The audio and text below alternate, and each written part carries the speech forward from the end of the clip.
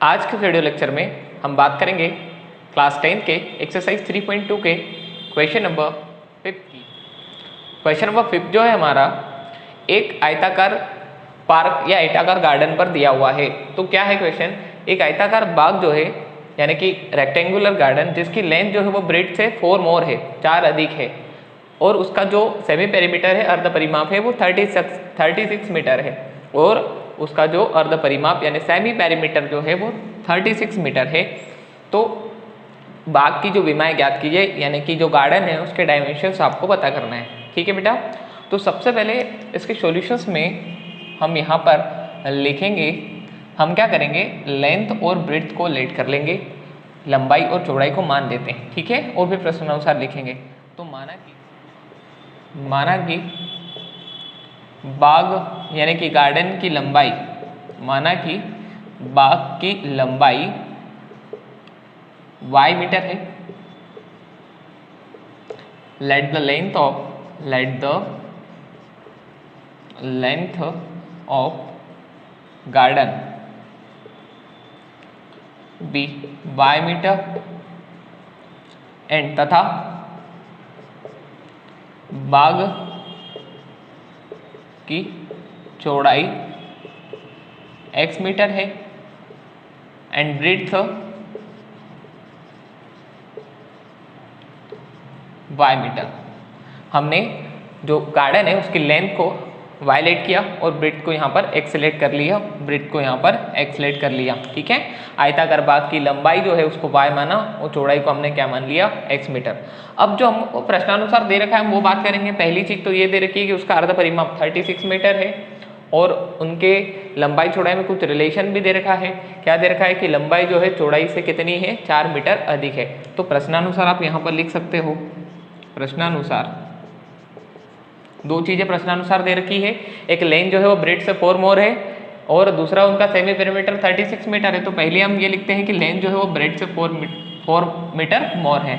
ठीक है ना, क्या लिखेंगे, लेंथ जो है वो ब्रेड से 4 मीटर मोर है, यानी कि लंबाई चौड़ाई से 4 अधिक है। तो लंबाई जो है बेटा, ठीक है, वो y है, ठीक है, और वो ब्रेड चौड़ाई से कितना मोर है, 4 मीटर मोर है। ठीक है बेटा, इस टाइप से उन्होंने इक्वेशंस को बैलेंस किया है कि लेंथ जो है वो आपका जो आपकी ब्रेथ है उससे 4 मोर है। ठीक है ना, तो ये ज़्यादा है इसलिए 4 इसमें जोड़ दिया, तो ये दोनों इक्वेशन जो है वो बैलेंस हो जाएंगे। ठीक है, ये पहले से ही ज़्यादा है, अगर इसमें और ज़्यादा 4 ऐड कर देंगे तो और ज़्यादा हो जाएगा। तो इन दोनों के इक्वेशंस को बैलेंस करने के लिए हमने ब्रेथ में कितना ऐड कर दिया, यहाँ पर 4 ऐड कर दिया। ठीक है बेटा, अब एंड सेकेंड जो क्या दे रखा है, एंड सेमी पेरीमीटर दे रखा है बेटा आपको, सेमी पेरीमीटर कितना दे रखा है, 36 मीटर। तो यह आयत का परिमाप कितना होता है, 2 गुणित लंबाई धन चौड़ाई, 2 इंटू लेंथ प्लस ब्रेड्थ। और बेटा उसके अलावा आपको पूरा पेरीमीटर नहीं दे रखा है, आपको अर्ध परिमाप दे रखा है, यानी कि सेमी पेरीमीटर दे रखा है। तो आप क्या करोगे, सबसे पहले तो ये लिखोगे 2 इंटू लेंथ प्लस ब्रेड्थ और इसको आधा करोगे। ठीक है, ब्रेथ जो है और लेंथ जो है उसका हाफ कर देंगे। बेटा ऐसा क्यों किया हमने, क्योंकि उसने सेमी पेरीमीटर या अर्ध परिमाप दिया है। ठीक है ना, पूरा परिमाप दिया होता तो हम सिर्फ इतना लिखते, उसने अर्ध परिमाप दिया है तो हमने 1/2 कर दिया। Is that clear right now, 2 से 2 कैंसिल हो जाएगा। लेंथ को आपने क्या लेट किया है, लेंथ को आपने लेट किया है y एंड ब्रेथ को आपने लेट किया है x, तो ये हो जाएगा 36 मीटर। आप क्या कर सकते हो, इस इक्वेशंस को कुछ इस टाइप से लिख सकते हो, y minus x is equal to 4, equation 1 आपने इसको पहले ही मान लिया। सब लेटर सपोज ये x पहले से प्लस का इधर आके माइनस का हो जाएगा। ठीक है ना, और 4 यहाँ पर रहेगा। ठीक है, और ये इक्वेशन जो है y प्लस एक्स कितना आया, 36 मीटर, इसको हमने दे दिया इक्वेशन सेकेंड। क्या करते हैं, इक्वेशन फर्स्ट और सेकेंड को ऐड कर देते हैं, adding equation first and equation number second. तो क्या हो जाएगा, y माइनस एक्स 14 कितना है आपके पास, y माइनस एक्स आपके पास 4 है और y प्लस एक्स बेटा आपका कितना है 36। ऐड कर रहे हो आप तो ये हो जाएगा 2y, ये तो कैंसिल हो जाएगा और ये हो जाएगा 40। ठीक है, मैं इसको इधर लिख रहा हूँ, 2y इज इक्वल टू 40 है तो यहाँ पे लिख दिया इसको 1 time. y is equal to आपके पास क्या हो जाएगा 40/2 बेटा कितना हो जाएगा 20। तो y आपका 20 आ गया। अब आपको x पता करना है, बाई इक्वेशन 1 पता कर लो, बाई इक्वेशन 2 पता कर लो। ठीक है, तो बाई इक्वेशन 2 पता कर लेते हैं। ठीक है, तो by equation second, equation second जो है बेटा आपका क्या दे रखा है कि y plus x is equal to 36 metre. तो y का वैल्यू क्या है 20 प्लस x का वैल्यू पता करना है और ये 36 है। x को यहीं छोड़ दो, 20 का ट्रांसफर कर लो, 36 माइनस 20, तो x इज इक्वल टू बेटा आपका यहाँ पर कितना आ जाएगा 16 आ जाएगा। ठीक है, तो 36 में से 20 माइनस कर लिया 16 आ गया। तो x आपने क्या लेट किया था, x आपने लेट किया था ब्रेथ, यानी कि जो रेक्टेंगुलर गार्डन है उसकी ब्रेथ जो है बेटा, ये चौड़ाई जो है वो कितनी है 16 है, और उसका जो लेंथ है वो आपको कितना मिल चुका है 20 मिल चुका है। हैंस करके लिख लेना आप कि hence the length of rectangular garden is be y it means that 20 metre and the breadth is equals to 60 metre. अतः आयताकार बाग की जो लंबाई है वो कितनी आई है 20 मीटर है, तो अतः आयताकार बाग की लंबाई 20 मीटर है तथा आयताकार बाग की चौड़ाई जो है वो कितनी है 16 metre. Hence length of rectangular garden is 20 metre, breadth of rectangular garden is 16 metre. This question is be solve. अब हमारा ये क्वेश्चन नंबर 5 जो है वो यहाँ पर कंप्लीट हो गया। तो क्वेश्चन नंबर 5 बिल्कुल खत्म हो चुका है हमारा। आइए अब हम बात करते हैं क्वेश्चन नंबर 6 की। क्वेश्चन नंबर 6 जो है हमारा, उसमें हमको एक लीनियर इक्वेशन गिवन है 2x + 3y - 8 is equal to 0, और इसके लिए इसके साथ 2 वेरिएबल में एक और लीनियर इक्वेशन हमको ऐसा लिखना है ताकि ये तीन जो आपको क्वेश्चन दिए इन तीनों क्वेश्चन को सेटिस्फाई करे। तो बच्चों ये जो क्वेश्चन है, इस क्वेश्चन को समझने के लिए आप मेरे इस एक्सरसाइज का क्वेश्चन नंबर 2 वाला वीडियो जरूर देखें। यदि आपने क्वेश्चन नंबर 2 वाला वीडियो देखा है तो आपको ये बहुत आसानी से समझ में आ जाएगा, अदरवाइज आपको क्वेश्चन नंबर 2 वाला वीडियो देख लेना चाहिए। ठीक है बेटा, तो आइए इस क्वेश्चन को शुरू करते हैं। जो दिया उसको लिखते हैं। सबसे पहले आपको इस क्वेश्चन में दिया हुआ है तो इसके सॉल्यूशंस में हम लिखेंगे क्या दिया है आपको, गिवन दैट दिया है आपको एक लीनियर इक्वेशन गिवन है बेटा। क्या लीनियर इक्वेशन गिवन है 2x + 3y - 8 is equal to 0। आपको एक लीनियर इक्वेशन गिवन है और आपको फर्स्ट का सॉल्यूशन करना है। तो ये रहा फर्स्ट। सबसे पहले अगर फर्स्ट की बात करो तो आपको एक ऐसा लीनियर इक्वेशन यहाँ पर लिखना है कि लाइन जो है वो इंटरसेक्टिंग होगी, रेखाएं जो आएगी वो प्रतिच्छेद करेगी। तो पहले इस क्वेश्चन को सोल्व करने के लिए मैं जो है इस क्वेश्चन में गिवन है लिख रहा हूँ, और वो आपको गिवन है क्या है वो लिख लिया मैंने इक्वेशन जो आपको गिवन है। ठीक है बेटा, अब इंटरसेक्टिंग लाइन कब होती है, रेखाएं प्रतिच्छेद कब करती है, लाइन इंटरसेक्ट कब होती है, लाइन इंटरसेक्टिंग कब होती है, मतलब रेखाएं एक दूसरे को प्रतिच्छेद इंटरसेक्ट कब करती है। तो चूंकि a1/a2 is not equal to a1/a2 जो है वो b1/b2 के इक्वल नहीं होता है, तब जो है वो लाइन इंटरसेक्टिंग होती है और रेखाएं जो होती है वो एक दूसरे को प्रतिच्छेद करती है। तो यहाँ पर भी हम देखेंगे एक इक्वेशन हमको दे रखा है, हमको दूसरा इक्वेशन एक ऐसा इक्वेशन लेना है जो इस कंडीशंस को सेटिस्फाई करवा दे। तो हमको क्या करना है, इन दोनों के रेशो सेम नहीं होना चाहिए। जो दूसरा इक्वेशन ऐसा लेना है कि इन दोनों के पहले दो के रेशो सेम नहीं होना चाहिए। तो आइए एक इक्वेशन में लेट कर लेता हूँ। मैंने एक लेट कर लिया 3x + 2y + 7 is equal to 0। मैंने एक इक्वेशन ले लिया। अब तुम यहाँ पे रेशो लिखो, देखो तो क्या आएगा 2/3 और यहाँ से लो 3/2। तो ये दोनों इक्वल नहीं आ रहे, मतलब ये लाइन्स क्या हो गई आपकी इंटरसेक्टिंग लाइंस हो जाएगी इनके लिए जो ग्राफ बनेगा उसकी। और आपका क्वेश्चन फर्स्ट यहाँ पर कंप्लीट हो गया। क्वेश्चन सेकंड के लिए आपने फिर इसको कॉपी किया। ठीक है बेटा, और अब क्वेश्चन सेकंड में आपको क्या बोला कि लाइंस आर पैरेलल। तो लाइंस पैरेलल कब होती है, देखो आपको लाइंस पैरेलल कब होती है, क्वेश्चन सेकंड को देख ले, उसमें ये कंडीशंस बन रही है कि पहले दो रेशो इक्वल होना चाहिए और तीसरा रेशो इक्वल नहीं होना चाहिए। तो आपको एक क्वेश्चन यानी कि एक इक्वेशन ऐसा लेना है जो पहले दो रेशो तो इक्वल कर दे लेकिन तीसरा रेशो इक्वल नहीं करे। तो मैं एक लेट के ले रहा हूँ, जनरली यहाँ से सोच रहा हूँ 4x + 6y + 7 is equal to 0।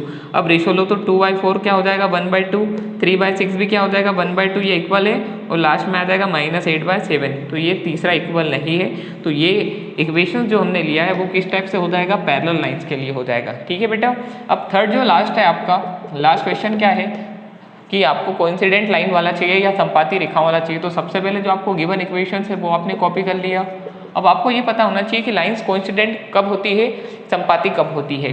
तो when a1/a2 is equal to b1/b2 and it is also equal to c1/c2 then lines are in coincidence. तो आपको कोइंसिडेंस करने के लिए या फिर संपाती होने के लिए तीनों एक ऐसा इक्वेशन लेट करना है जिससे तीनों रेशो इक्वल आ जाए। तो मैं क्या करता हूँ, आपको क्या करना है एक ऐसा इक्वेशन लेना है जिससे इसके तीनों रेशो जो है वो सेम हो जाए। तो मैं इक्वेशन यहाँ पर लेट कर रहा हूँ 4x + 6y माइनस का 16 = 0। ये इक्वेशन मैंने मन से लेट कर लिया। यहाँ पर आपको भी सोचना है कि कैसे इन तीनों के रेशो इक्वल आएंगे। अब तुम तीनों के कोएफिशिएंट्स के रेशो लेके देख लो, तीनों रेशो यहाँ पर इक्वल आने वाले हैं और ये जो है इस कंडीशंस को सेटिस्फाई करेगा 1/2, 1/2, 1/2। ठीक है बेटा, तो ये वाला इक्वेशन हमने यहाँ पर उसके लिए लिखा जिसके लिए लाइंस जो है वो क्या होगी, कोइंसिडेंट होगी या कोइंसाइड करेगी। तो इस टाइप से हमारा ये क्वेश्चन नंबर 6 जो है वो भी कंप्लीट होता है। अब लास्ट क्वेश्चन की हम बात क्वेश्चन नंबर 7 की यदि हम बात करें तो क्वेश्चन नंबर 7 जो है बच्चों x - y + 1 = 0 और 3x + 2y - 12 = 0 का आपको ग्राफ बनाना है और x एक्सिस और इन जो लाइंस है उनसे जो ट्रायंगल बनेगा उसके जो वर्टिसेस है, शीर्षों के निर्देशांक है, वो आपको ज्ञात करना है और जो ट्रायंगल बनेगा उस हिस्से को आपको सेडेट करना है। ये आपका क्वेश्चन है और दो इक्वेशंस आपको गिवन है। तो सॉल्यूशंस में लिखेंगे हम यहाँ पर x - y + 1 = 0 and 3x + 2y - 12 = 0। ये दो आपको इक्वेशंस गिवन है, इनसे आपको इनके ग्राफ बनाना है। तो सबसे पहले हम बात करते हैं फर्स्ट इक्वेशंस की, इसको सोल्व करते हैं। तो x - y + 1 = 0 है, हम क्या करते हैं y को उधर ले जाते हैं, तो ये हो जाएगा माइनस का y इधर आके हो जाएगा प्लस का y और प्लस का y = हो जाएगा x + 1 हो जाएगा। ठीक है बेटा, प्लस का y हो जाएगा x + 1, इसको हम रोटेट करके वापस लिख सकते हैं y = x + 1। अब यहाँ पर x के वैल्यूज पुट करेंगे, हमको y के वैल्यूज मिलेंगे। मैं x = 1 पुट कर रहा हूँ विच इम्प्लाइज y = 1 + 1 = 2। तो ये हो जाएगा y = 2। इसका सॉल्यूशन बनेगा 1, 2। बात समझ पा रहे हो आप? अगर हम बात करें यहाँ से एक और वैल्यू पुट करने की तो हम ले लेते हैं यहाँ से 2। तो ये क्या बनेगा, यहाँ से आप ले सकते हो इसको y = x का वैल्यू आपने 2 पुट किया, 2 + 1 y = 3, ये हो जाएगा 2, 3। बात समझ आ रही बच्चों? देन नेक्स्ट जो है 2 सॉल्यूशंस आपने इस पॉइंट के लिए लिए, अब 2 इसके ले लेते हैं। तो आपके पास इक्वेशन है 3x + 2y - 12 = 0। अगर हम बात करें यहाँ से इसके ट्रांसफर की तो सबसे पहले मैंने क्या किया, -12 को ट्रांसफर किया प्लस का 12 और ये 2y इधर आके माइनस का 2y हो गया। ठीक है बेटा, इसकी यदि हम बात करें तो ये x का वैल्यू फाइंड करना है, 3 मल्टीप्लाई से डिवाइड में आ जाएगा। ठीक है, हम क्या करते हैं y का वैल्यू पुट करते हैं और उससे हमको x के वैल्यू मिलते जाएंगे। तो यदि हमने y का वैल्यू 0 पुट किया, y = 0, देन x बराबर क्या होगा 12 - 2 × 0 डिवाइड बाई 3। x = 12 में से 0 जाएगा 12/3, 3 4 12, x = 4। तो जो हमारा सॉल्यूशन बन रहा है वो बन रहा है 4, 0। Is that clear right now? Second की यदि हम बात करें तो इसका सेकेंड सॉल्यूशन, इसका एक और हल निकालेंगे हम यहाँ पर। तो वापस x = 12 - 2y = 3 मैंने कॉपी किया। मैं यहाँ पर ले रहा हूँ 2, तो 2 2 4 हो जाएगा, 3 ले लूँगा, 3 2 6 हो जाएगा। तो y = बेटा मैं ले रहा हूँ यहाँ से 3, तो ये हो जाएगा x = 12 - 2 × 3, क्योंकि y वैल्यू मैंने 3 ले लिया है एंड डिवाइड में 3 आ रहा है। x = 12 - 2 3 6/3, क्या हो जाएगा 6/3, ये हो जाएगा 2। तो बेटा आपको x मिल जाएगा यहाँ से 2। तो सॉल्यूशंस क्या बन जाएंगे, 2, x का वैल्यू 2 आ गया और यहाँ से आ जाएगा 3। तो 2, 3 ये सॉल्यूशंस 4, 0, ये सॉल्यूशंस यहाँ से 2, 3। ठीक है बेटा, इस इक्वेशन सेकंड के और इस इक्वेशन फर्स्ट के सॉल्यूशंस क्या क्या है 1, 2 और 2, 3। तो आप एक टेबल में ले लेते हैं, ये फर्स्ट वाले की टेबल बना ली हमने, कोऑर्डिनेट्स पुट कर लेते हैं। तो x y क्या आ रहा है, x1 और y2 आ रहा है। ठीक है बेटा, यहाँ से x2 और y3 आ रहा है। ये फर्स्ट वाले इक्वेशंस की हो गई। कौन सी इक्वेशंस की हो गई, x - y + 1 = 0। ठीक है, अब सेकेंड इक्वेशंस का टेबल बनाते हैं, सेकेंड का टेबल बनाते हैं, x और y वैल्यू पुट करो बेटा x की। तो यदि आप इनके कोऑर्डिनेट्स बनाओगे यहाँ से, तो पहला कोऑर्डिनेट क्या है, y का वैल्यू 0 तो x का वैल्यू 4 आया, y का वैल्यू 0 तो x का 4, तो ये हो जाएगा x का 4 y का 0। ठीक है बेटा, सेकंड सॉल्यूशंस की बात करें तो आपने y = 3 पुट किया, तो y = 3 है तो x का वैल्यू आपको मिल गया यहाँ से 2 मिल गया। ठीक है बेटा, तो y = 3 एंड x = आपको मिल गया 2। तो ये इसके भी दो सॉल्यूशन। ये किस इक्वेशंस के हैं, तो आप इक्वेशन लिख लें 3x + 2y तो -12 इज इक्वल टू 0। अब हम क्या करते हैं, दोनों इक्वेशन से ग्राफ प्लॉट कर देते हैं यहाँ पर। तो आइए अब हम ग्राफ बना के देखते हैं। दिए गए दोनों इक्वेशंस को हम कार्तीय समतल में प्लॉट करते हैं। तो पहला जो हमारा इक्वेशन है उसका पॉइंट है 1,2, यानी x पर 1 आएगा और y पर 2। तो ये पहला पॉइंट है, मैं इसको थोड़ा दूर डिस्टेंस पर लिख रहा हूँ, इधर लिख रहा हूँ 1,2। ठीक है बेटा, ये वाला पॉइंट 1,2 है। और दूसरा क्या है 2,3, x पर 2 है और y पर 3। तो ये एग्जैक्टली कहीं ना कहीं यहाँ पर मिलेगा, जिसको हम बोल देंगे 2,3। ठीक है, ये दोनों पॉइंट्स है। इससे ज्वाइन करते हुए हम एक लाइन ड्रॉ कर देते हैं। ठीक, और इस इक्वेशन का नाम लिखेंगे x minus y plus 1 is equal to 0। ये जो सेकंड इक्वेशन है बेटा हमारा 3x plus 2y minus 12 is equal to 0, इसके लिए ग्राफ बनाएंगे।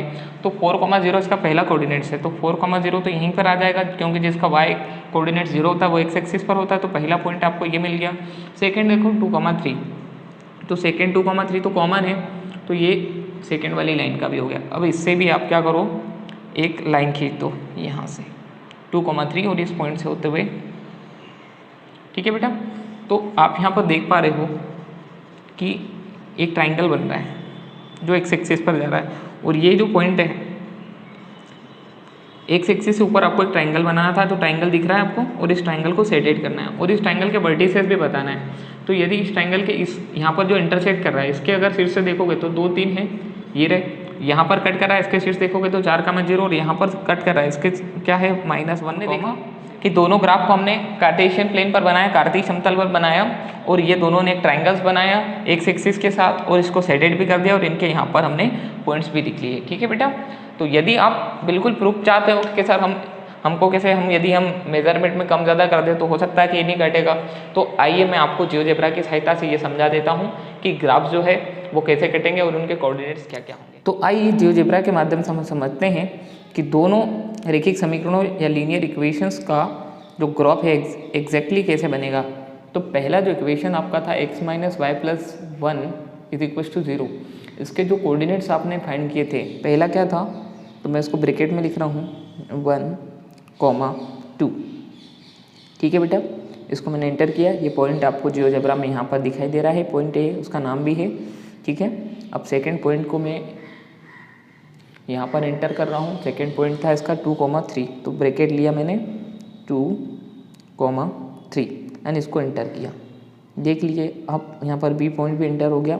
बी पॉइंट का मैं कलर चेंज कर देता हूँ, यहाँ पर बी को मैं ब्लैक बना देता हूँ। ठीक है, अब इन दोनों से होते हुए एक लाइन यहाँ पर मैं बना लेता हूँ। तो उसके लिए एक लाइन ले रहा हूँ मैं, इन दोनों से टच करते हुए मैंने एक लाइन ड्रॉ कर लिया। ठीक है बेटा, अब वापस हम दूसरे इक्वेशंस की 3x plus 2y minus 12 is equal to 0 के लिए ग्राफ के लिए जो कोऑर्डिनेट्स हैं उनको यहाँ पर जियोजेब्रा में एंटर करके देखते हैं। तो पहला पॉइंट यहाँ से बनेगा 4,0, तो ब्रैकेट के अंदर लिख रहा हूँ मैं 4,0। ठीक है बेटा, इसको एंटर किया हमने, एक पॉइंट सी आ गया, इसको कलर दे रहा हूँ मैं कुछ, नेक्स्ट में रेड दे रहा हूँ। ठीक, अगला जो हमारा पॉइंट है वो पॉइंट है 2,3, तो ब्रैकेट लिया मैंने 2 और कॉमा एन 3। अब यहाँ पर मैं इसको एंटर कर रहा हूँ। वो पॉइंट डी जो है वो सेम है किस पॉइंट के, बी के, क्योंकि डी और बी एक दूसरे को कोइंसाइड कर रहे हैं।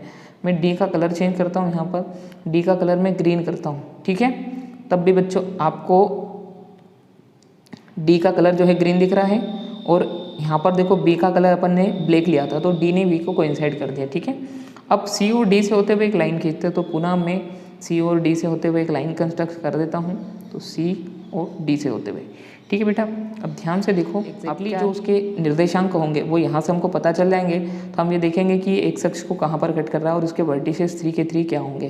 ठीक है बेटा, यहाँ पर एक और लाइन फिर से ड्रॉ हो गई। ठीक है, अब हम वापस चलते हैं और इस पर हम थोड़ा मूव करके देखते हैं इसको। तो बेटा यहाँ पर देखिए एक ट्राइंगल दिख रहा है आपको। अब हम क्या करते हैं, थोड़ा जूम कर लेते हैं। अब ये ट्राइंगल जो है एक्स एक्सिस के साथ बना हुआ है, ये कहाँ कहाँ पर कट कर रहा है, तो ये कट कर रहा है आपको इस पॉइंट पर इसके रूट्स क्या है, -1,0 नोट कर लो, यानी कि वर्टिसेस ट्राइंगल के बता रहा हूँ। सी क्या है, सी के वर्टिसेस, सी के तो आपको पता ही है, ठीक है बेटा। सी के जो है वो क्या है, देखो सी का क्या है 4,0, ठीक है। और डी के भी आपको पता है, डी के क्या है ये रहे 2,3। अब जो नया पॉइंट जो एक्स एक्सिस पर कट कर रहा था -1,0 नाप के बना हुआ है, तो आपको यहाँ से जो त्रिभुज है इनके बीच में बना है उसके आपको तीनों के निर्देशांक एग्जैक्टली करेक्ट मिल चुके हैं, ठीक है बेटा। इसलिए मैंने आपको जियोजेब्रा से एग्जैक्ट बताया। तो तीनों त्रिभुजों के निर्देशांक आ गए। जो पॉइंट डी है उसका है 2,3, जो पॉइंट सी है 4,0 और जो पॉइंट यहाँ पर कट कर रहा है उसके -1,0 आप स्क्रीन पर देख पा रहे हो, ठीक है। और आपको ये जो त्रिभुज का अंदर का भाग है इसको थोड़ा सेडेट कर देना है, ठीक है। तो बेटा यदि आपको मेरा ये वीडियो समझ आया हो तो मेरे इस YouTube चैनल को लाइक कीजिए, सब्सक्राइब कीजिए, बेल आइकन को भी दबा दीजिए और इस वीडियो को लाइक करना मत भूलिएगा। पढ़ते रहिए। All the best.